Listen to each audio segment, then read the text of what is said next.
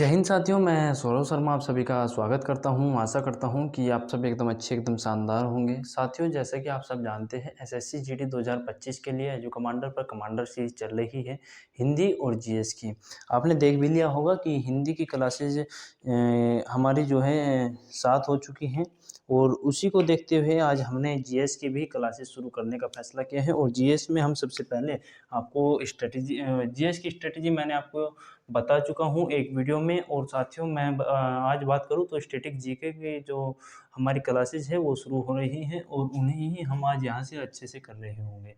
साथियों, SSC GD के लिए क्लासेज है, एसएससी जीडी के लिए, एसएससी जीडी 2025 के लिए, या फिर मैं ये कहूँ कि एसएससी या कोई भी वनडे एग्ज़ाम होता है तो उसमें इस स्टैटिक जीके की क्लास से आपको बहुत कुछ नहीं बल्कि सभी यहीं से मिलने वाला है। साथियों, मैं बात करूँ तो आपसे 1 मिनट रुकेंगे।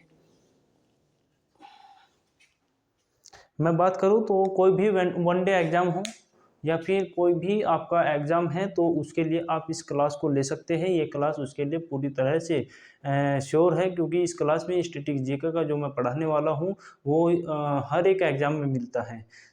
ये स्पेशल एसएससी जीडी नहीं बल्कि कोई भी वनडे एग्ज़ाम हो,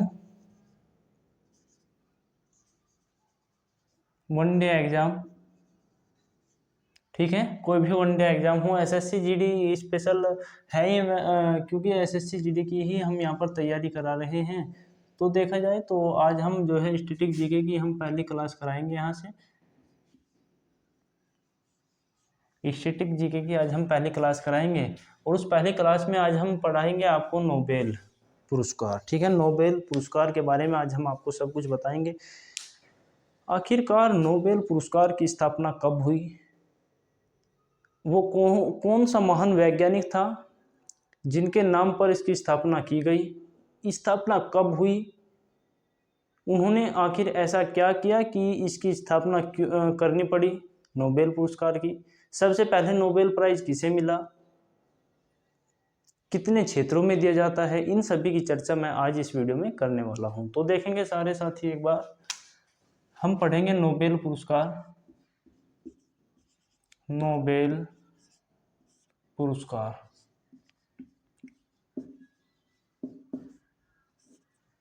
सॉरी जो कुछ मिस्टेक होगी साथियों उसके लिए मैं माफ़ी चाहूँगा, क्योंकि मिस्टेक हमेशा इंसानों से ही होती है ना कि किसी और से। ठीक है, तो गलती के लिए मैं माफ़ी चाहूँगा आपसे। चलिए, तो हम शुरू कर रहे हैं नोबेल पुरस्कार। नोबेल पुरस्कार की घोषणा होती है 29 जून। घोषणा कब होती है साथियों, लिखेंगे घोषणा 29 जून सन 1900 में, सन 1900 में। स्थापना कब हुई थी, स्थापना हुई थी 1901 में। ठीक है, सन 1901 में। मैं बात करूं तो स्वीडन के एक महान वैज्ञानिक हुआ करते थे, स्वीडन के एक महान वैज्ञानिक हुआ करते थे जिनका नाम था अल्फ्रेड नोबेल। क्या नाम था, लिखेंगे स्वीडन के महान वैज्ञानिक जिनके नाम पर ये प्राइज दिया जाता है, स्वीडन के महान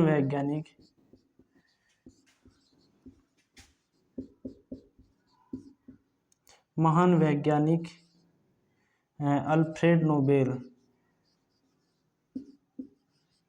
अल्फ्रेड नोबेल। स्वीडन के महान वैज्ञानिक थे अल्फ्रेड नोबेल। इन्होंने 1867 में क्या किया था, डायनामाइट की खोज की थी। क्या किया था, इन्होंने 1867 में डायनामाइट की खोज की थी। लिखेंगे इन्होंने 1867 में, इन्होंने 1867 में डायनामाइट की खोज की थी।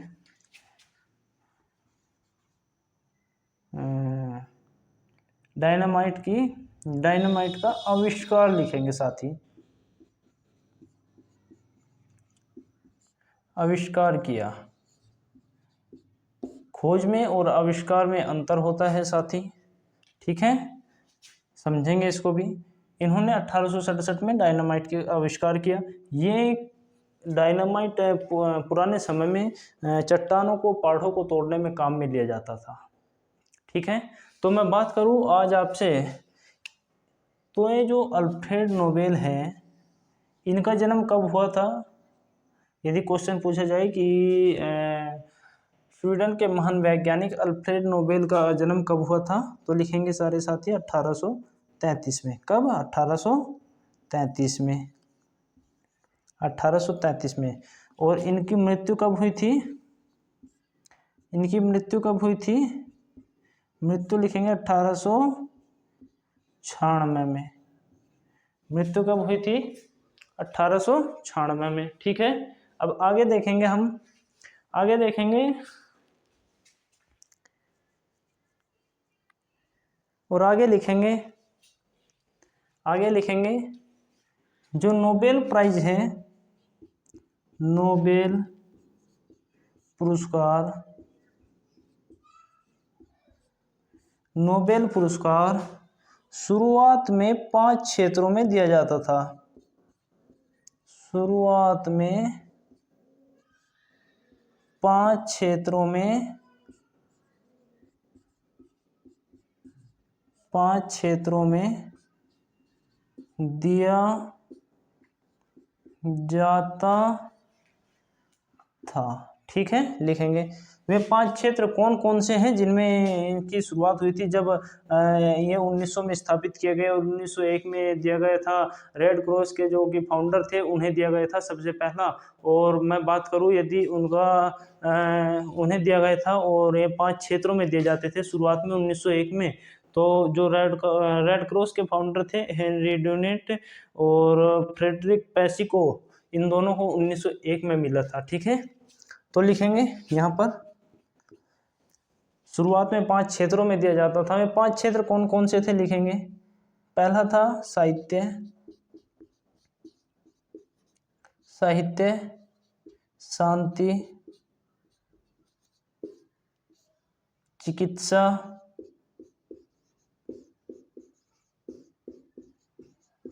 भौतिकी,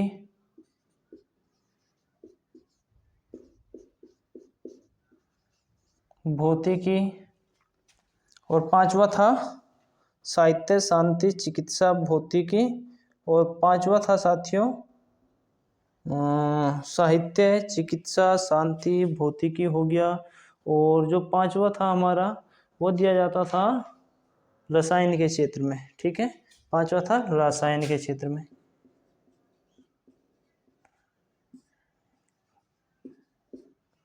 रसायन के क्षेत्र में। आगे बात समझ में यहाँ तक? किसी को कोई दिक्कत, कोई परेशानी?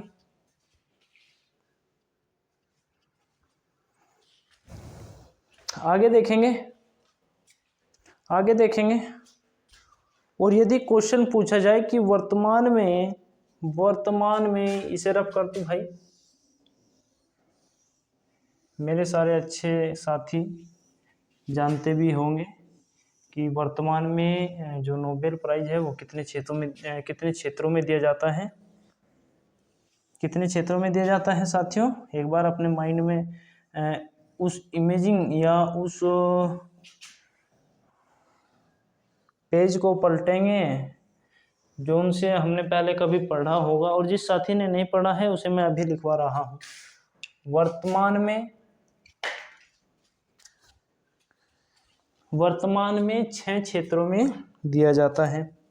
यहाँ लिखेंगे वर्तमान में, या यूँ कहें कि बाद में, वर्तमान में 6 क्षेत्रों में दिया जाता है। अब आप सोच रहे होंगे कि ये छठा क्षेत्र कौन सा है?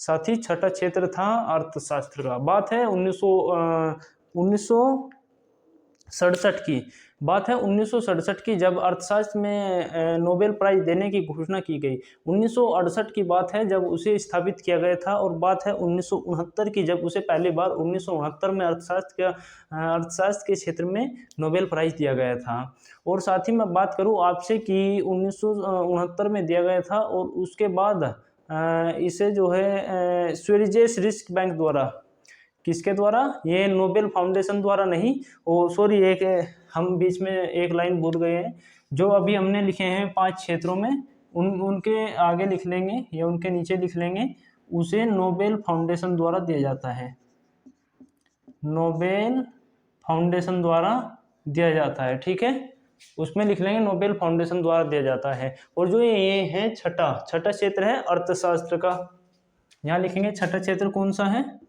अर्थशास्त्र का। इसको किसके द्वारा दिया जाता है, लिखेंगे सारे साथी, स्वेरिजेस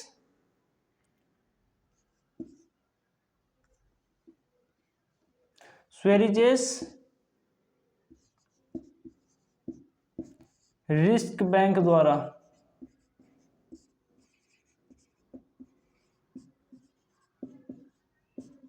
स्वेरिजेस रिस्क बैंक द्वारा दिया जाता है। और मैं बात करूं इसकी स्थापना, इसकी घोषणा कब हुई थी, 1967 में। स्थापना कब हुई थी, 1968 में। और पहली बार कब दिया गया था, 1969 में, ठीक है। ये तीनों ईयर जो है हम याद रखेंगे अच्छे से। 1967 में इसकी घोषणा होती है, 68 में स्थापना होती है, और साथियों 1969 में पहली बार दिया जाता है अर्थशास्त्र के क्षेत्र में, ठीक है। तो यदि क्वेश्चन बनने लगे एग्जाम में कि वर्तमान में कितने क्षेत्रों में नोबेल प्राइज दिया जाता है, तो वो स्टैटिक जीके का ही भाग है, और उसे हम लिखेंगे कि वर्तमान में 6 क्षेत्रों में दिया जाता है। छठा क्षेत्र पूछ लिया जाए तो अर्थशास्त्र में, ठीक है।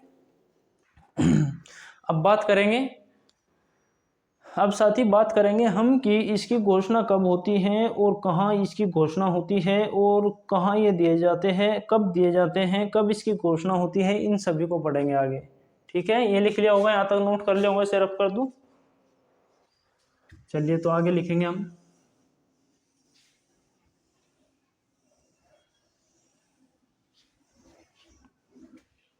आगे लिखेंगे, यहाँ लिखेंगे नोट बना करके, प्रत्येक वर्ष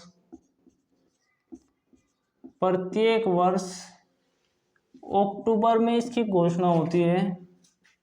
अक्टूबर में नोबेल पुरस्कार की घोषणा होती है।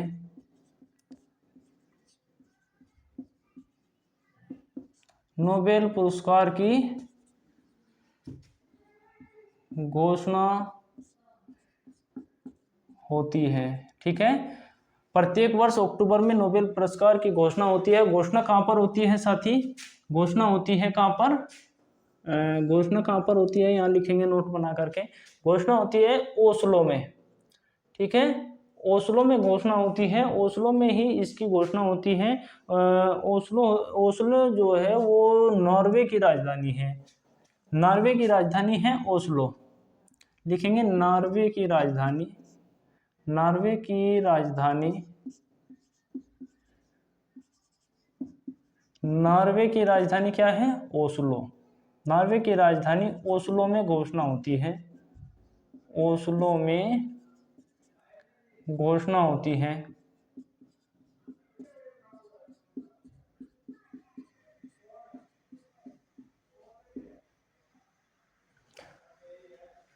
नॉर्वे की राजधानी ओस्लो में घोषणा होती है, ठीक है। अब आगे लिखेंगे साथी, ये हर वर्ष कब दिए जाते हैं, प्रत्येक वर्ष ये दिए जाते हैं साथी दिसंबर में। दिसंबर में दिए जाते हैं, 10 दिसंबर को, ठीक है। 10 दिसंबर को ये दिए जाते हैं, कब, 10 दिसंबर में ये दिए जाते हैं, दिए जाते हैं। कब दिए जाते हैं, 10 दिसंबर को, ठीक है। कहाँ दिए जाते हैं, ये दिए जाते हैं स्वीडन की राजधानी है स्टॉकहोम, स्वीडन की राजधानी स्टॉकहोम में, स्टॉकहोम में दिए जाते हैं। लिख लिया, ठीक है। स्वीडन की राजधानी स्टॉकहोम में दिए जाते हैं। और मैं आगे बात करूं आपसे, यदि स्वीडन की राजधानी स्टॉकहोम में दिए जाते हैं, यदि मैं बात करूं आपसे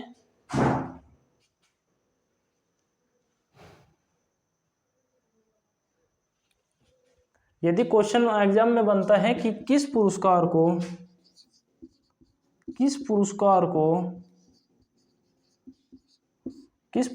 को बिना घोषणा के दिया जाता है, बिना घोषणा के दिए जाते हैं, ठीक है। किस पुरस्कार को बिना घोषणा के दिए जाते हैं, तो उत्तर लिखेंगे, इसका उत्तर है शांति का पुरस्कार। जो है शांति के क्षेत्र का जो पुरस्कार है, शांति क्षेत्र में शांति का पुरस्कार, ठीक है। जो शांति का पुरस्कार है उसको बिना घोषणा के दिया जाता है। ये कहाँ पर दिया जाता है ये भी बताऊंगा मैं अभी आपको। यहाँ तक लिखेंगे सारे साथी। पहले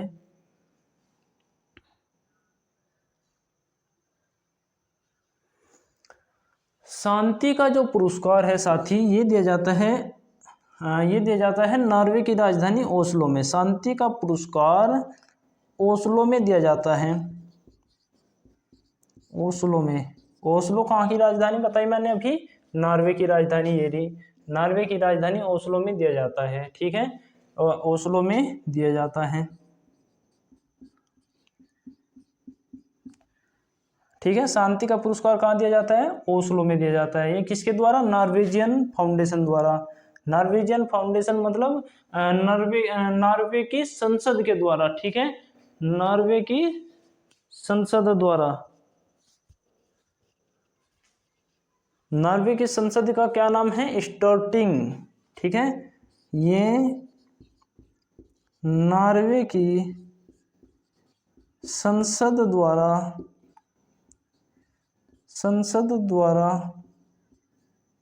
दिए जाते हैं।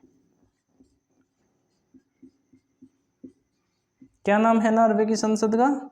स्टोर्टिंग, ठीक है। नॉर्वे की संसद स्टोर्टिंग द्वारा ये दिए जाते हैं। आगे लिखेंगे, आगे देखेंगे साथी। यहाँ तक लिखेंगे, एक बार मैं से फिर रब करूंगा क्योंकि नीचे कटता है फिर। आगे देखेंगे, जल्दी लिखें। यहीं पर एक लाइन और लिख लेंगे, एक लाइन और यहीं पर लिख लेंगे। आपको यदि चमक रहा हो तो मैं यही लिख देता हूँ, बाकी सभी पुरस्कार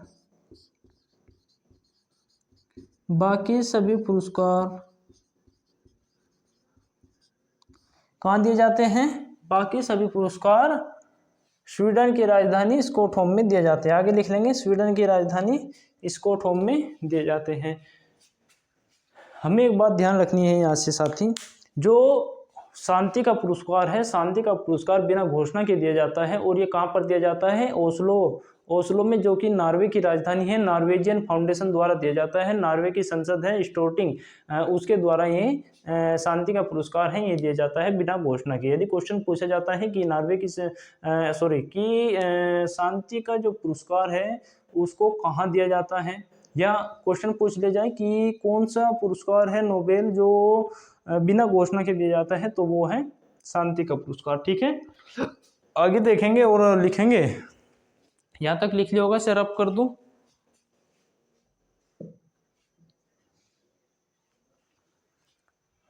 आगे लिखेंगे, इसे रब कर रहा हूं मैं। आगे लिखेंगे, एक क्षेत्र में अधिकतम 3 लोगों को ही दिया जाता है।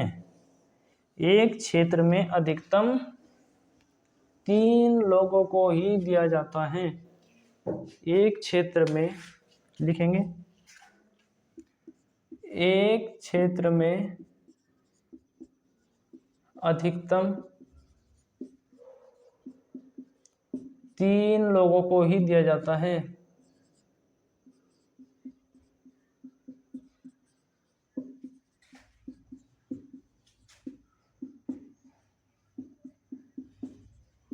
एक क्षेत्र में अधिकतम 3 लोगों को ही दिया जाता है।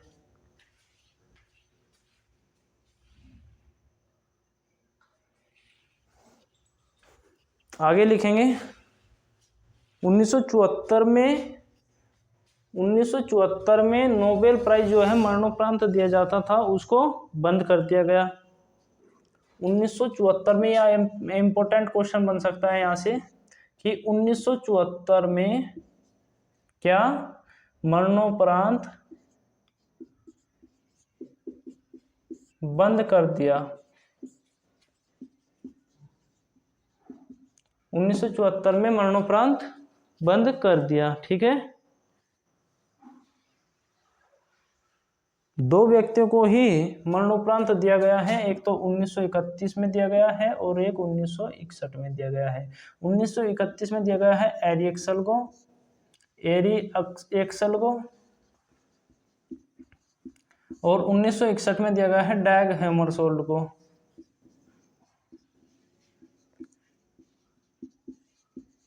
डैग हैमरशोल्ड को 1931 में जो दिया गया है एरी एक्सल को, ये मरणोपरांत दिया गया है। और डैग हैमरशोल्ड कौन थे? यूनेस्को के ये वे अध्यक्ष थे जिनकी मौत हवाई दुर्घटना में हुई थी। ठीक है, तो यहाँ तक लिख लेंगे सारे साथी, और फिर